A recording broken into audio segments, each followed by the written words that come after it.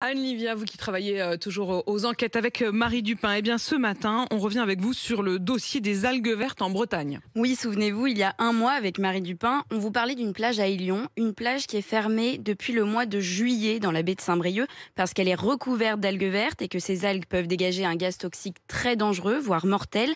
Des riverains nous avaient écrit parce qu'ils veulent avoir accès aux mesures de pollution de l'air en temps réel, comme par exemple pour la pollution atmosphérique. Jusqu'à présent, Ronan Cardraon, le président de la communauté de communes de Saint-Brieuc, avait toujours refusé de publier quotidiennement ces données. Mais, et c'est une information RMC, il a changé d'avis.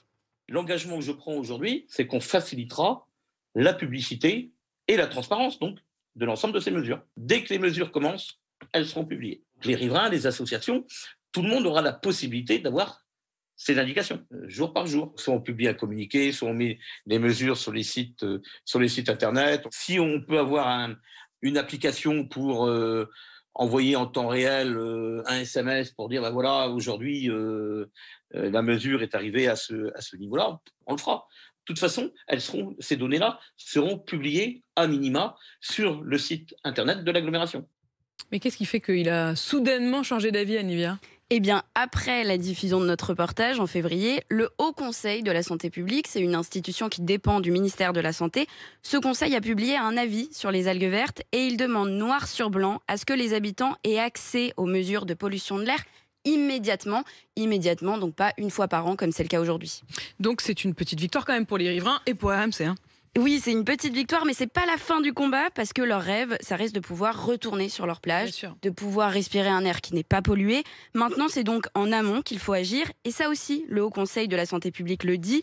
Il parle, je cite, de faillite de la part des pouvoirs publics depuis 20 ans sur la gestion des algues vertes. Écoutez, Annie Le Guillou, elle est présidente de l'association Alto Marée Verte. Ce Haut Conseil souligne une certaine faillite, c'est dit gentiment, certaine faillite, mais faillite quand même. Et il est intéressant de lire également que ce Haut Conseil avertit qu'il est à prévoir une aggravation du phénomène des marées vertes liées au changement climatique. Ne serait-il pas temps de prendre enfin le taureau par les cornes, de prendre le problème à la racine ? Il faut réorienter en profondeur notre modèle agricole et en particulier notre modèle d'élevage industriel intensif.